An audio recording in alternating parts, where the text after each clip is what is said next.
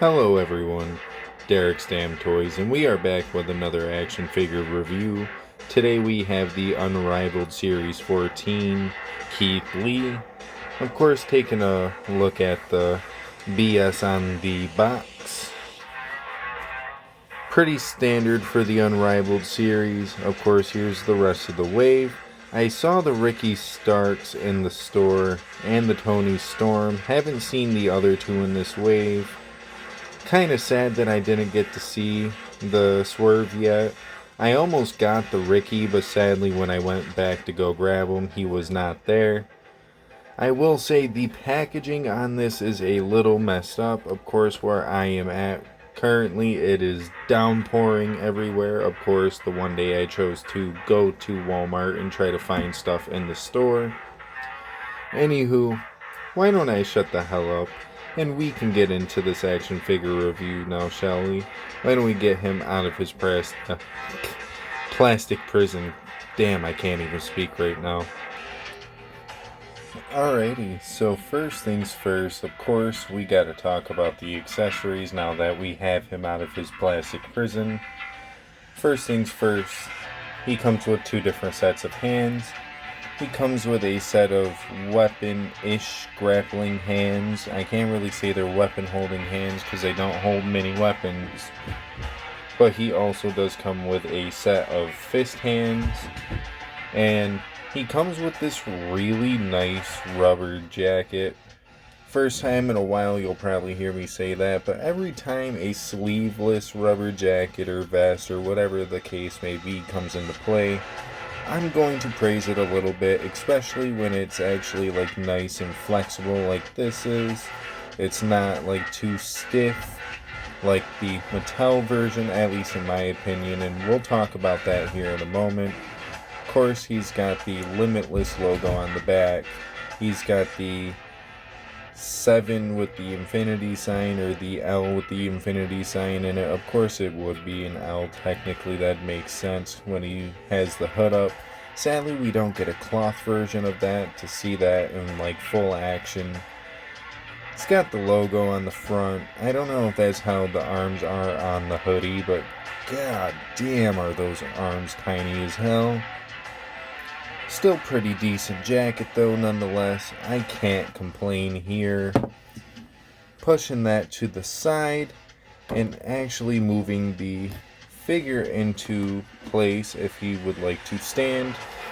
Here's a good look at the Keith Lee in all of his glory. It looks like his lower half is actually a different tone of color compared to the top half. Not the biggest ordeal for me, but at least it's coming across that way on camera. Let me know if it's just me or not, but it definitely does look a little bit different. I don't know. But first things first, I really want to talk about this head scan. This head scan, I think, is probably the best Keith Lee head scan we've gotten, even including the Mattel Keith Lees, because we did see 3 different Keith Lees in that, like, line, and I want to say we've only ever seen like 2 to maybe 3 head scans out of all that, because I think he did have a basic or 2, but I'm not too sure. But I think the likeness is just fairly solid here. If I could actually hold them in place for you guys, the hair and the beard just looks really good. Of course, getting into the lower half, looking at the tights, he's got Keith Lee across his ace. He's got the L with the infinity sign on the right leg, which is actually the logo. I kind of confused for a 7 on the hood. We've got the Limitless logo on the left leg, and everything else is fairly bare bones and minimum. Of course, he's got knee pads, black boots, and he's got black elbow pads with black wrist tape, which is actually sculpted on something that Mattel did not do, let alone give us an elbow pad that could fit Keith Lee without hindering the very little articulation we did get on that figure.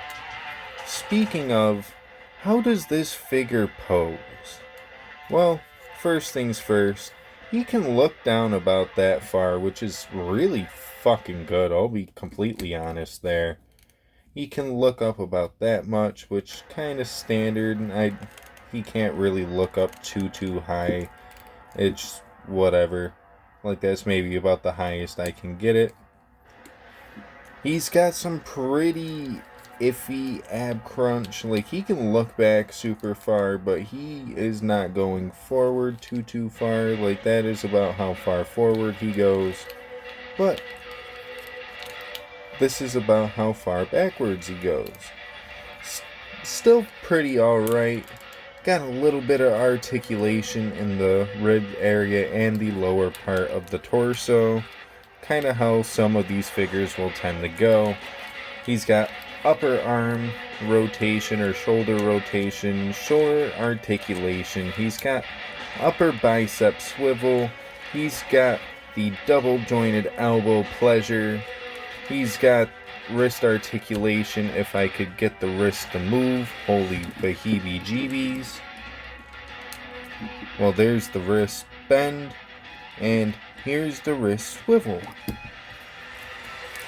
He can kick up about that high with the leg going back, which, I mean, to be honest, pretty alright. He is a big guy after all. He can look that far down with his legs fully posed forward, so he's got some pretty decent leg articulation.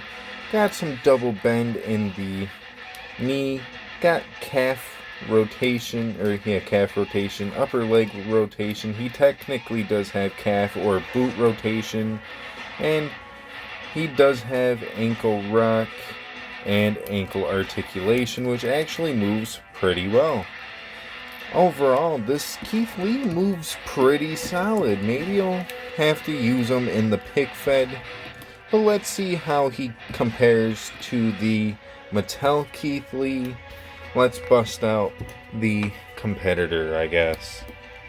Of course, first things first, you can notice the difference in the skin tones. I kind of like the AEW one a little bit better, in my opinion. I feel like it just fits the skin tone a bit better.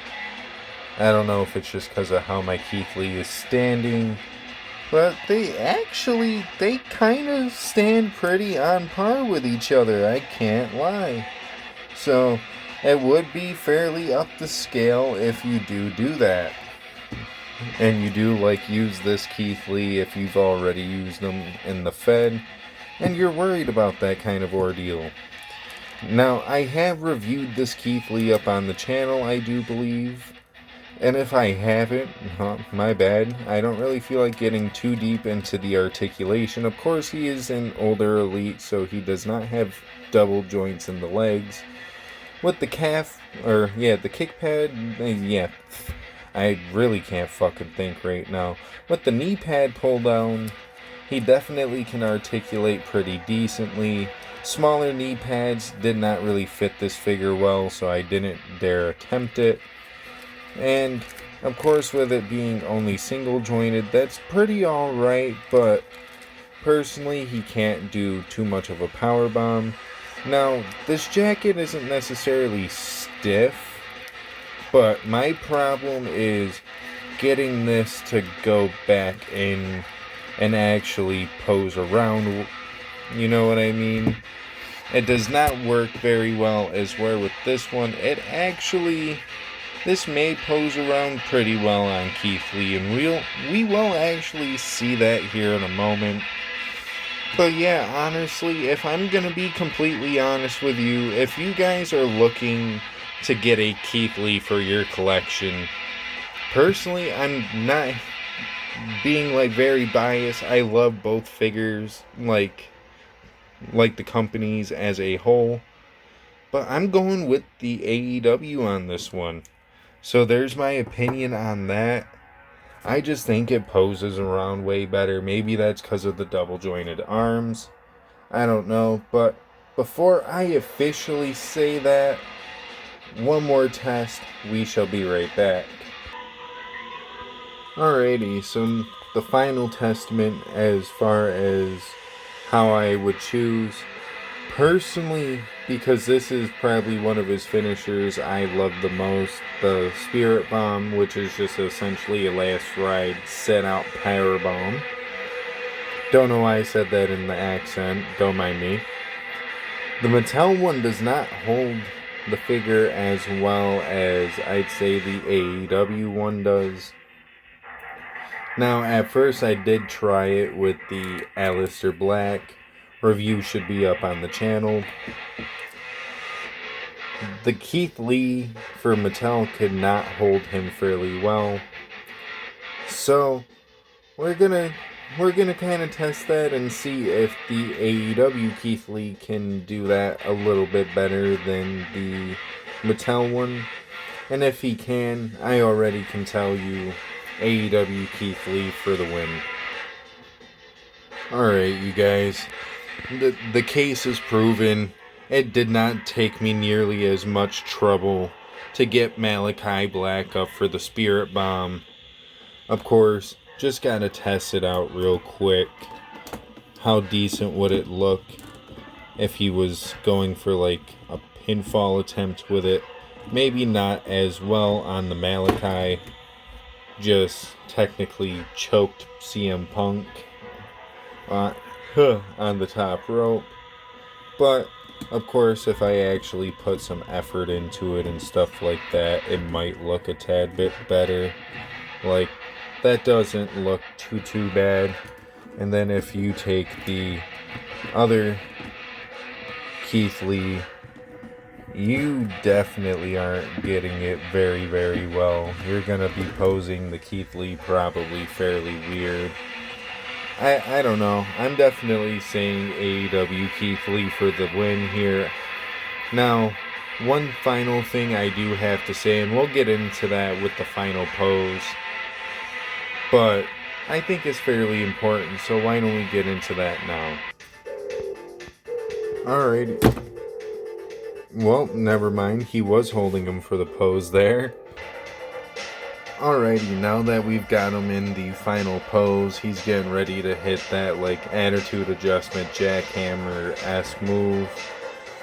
The only gripe I have with this figure, and this is just a little small gripe, I'm sad that we didn't get, like, one of the hands with the thumb up, so then we could have done his entrance pose, like, on his jacket.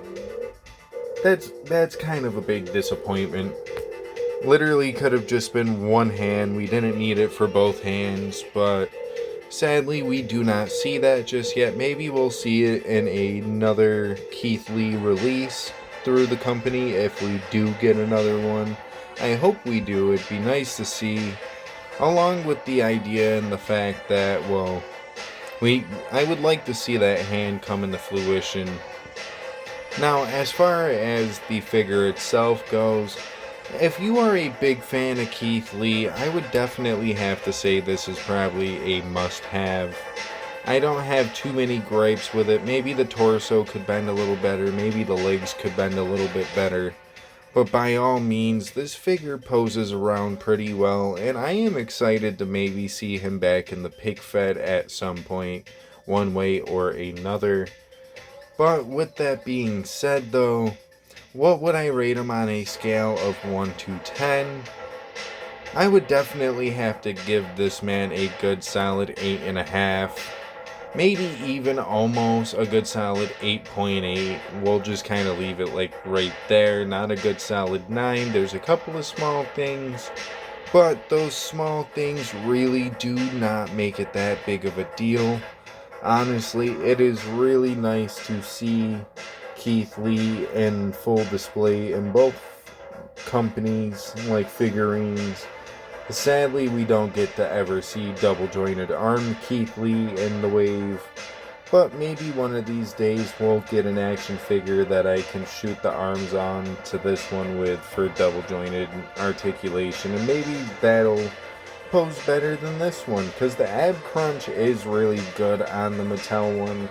That is one thing I will say over the AEW version. But with that being said, that's realistically my only gripes about this figure. And what would I say about the star rating, the Meltzer rating?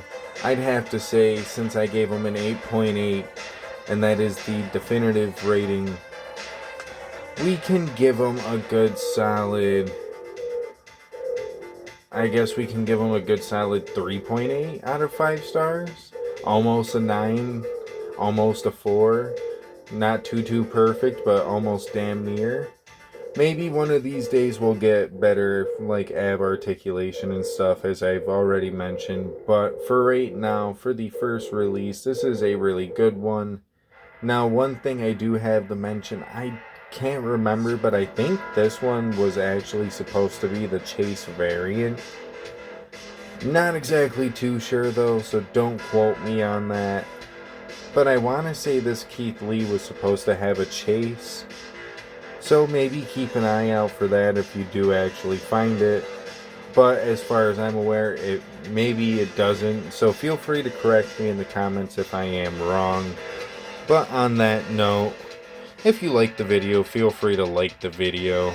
If you didn't like the video, well, womp womp, I guess. But if you did like the video, feel free to check out some of my other content, like action figure reviews and stuff of that nature. I don't know if you caught a glimpse of some of the other figures I have in the last video, or maybe even this one if I did kind of mess up and show it. But we do have a couple more action figures to review. The next set, I will say, is a tag team, so keep an eye out for that. Actually, funny note, the next 2 action figure reviews will be tag teams, so we are gonna get hit with a double whammy of tag teams. That might be out later on tonight as far as one of the tag team matches, one of the tag team reviews goes, but we'll figure that out when we get there. Of course, I do also do unboxings, and I do also do pick-fed content, as I'm sure I've mentioned quite a bit throughout this video. If you would like to, feel free to go check that out. I would definitely appreciate it. We're in the middle of filming episode 9 right now. Episode 9 is definitely going to play a big hand into the next pay-per-view, which is called Ladder Warfare. I know it is kind of weird to think that if we're going by in-story, like line-wise, why would I do a ladder-themed pay-per-view after I just had a ladder match like 2 pay-per-views ago? Don't question it. Sometimes my booking will be a little odd, at least for me, because I did kind of think about that the other day, and I'm like, that is kind of odd.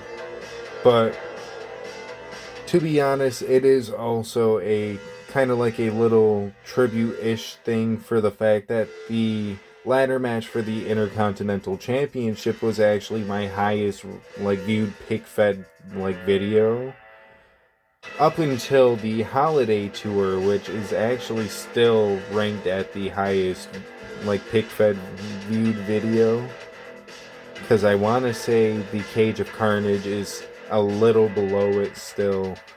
The first night of the holiday tour has over 1K views. Night 2 and night 3 did not get that many, but what's it to you? With that all being said though, before I go, I do have an Instagram. If you would like to, feel free to follow that as well. Other than that though, if you could, please be a big help. Well, I don't want to say it like that because it sounds like I'm begging. But if you would like to, it would be a big help. Feel free to subscribe. After all, it is free to subscribe. We are currently sitting at 212 subscribers as of recording this. I did get it wrong in the Malachi Black review because I did not go and look at it right away. But we are currently sitting at 212 subscribers. Our next goal is to get to 250. We reached 200 a little while back, maybe about a week or 2 ago. So thank you all for that. Still, I'm very appreciative of that. And if we can get to 250, maybe even 300 by the end of the year, that would be really, really cool. I want to say we're actually getting close to approaching 2 years now. So kind of weird to think about that, because it feels like not all that long ago I just made a video about being on here for my first year, and just how interesting it's been being on my channel for the first year. Now I might have to make a second one again here soon, so kind of odd, kind of strange. Also, it's kind of funny to think we're approaching 1 year as to when the pig fed started, if I recall correctly. So, maybe in the next figure review I'll mention like the actual date, but feel free to comment that in the comment section below if you actually know it. It's been quite an interesting time, that's all I can say. But on that note, have a good rest of your night, day, evening, whatever the case may be. I don't know, as I'm not in your time zone, nor do I want to be, but if I was, where would I be? Who knows? Who knows? But on that note, yeah, we are definitely getting out of here. Deuces, ooses. Boop.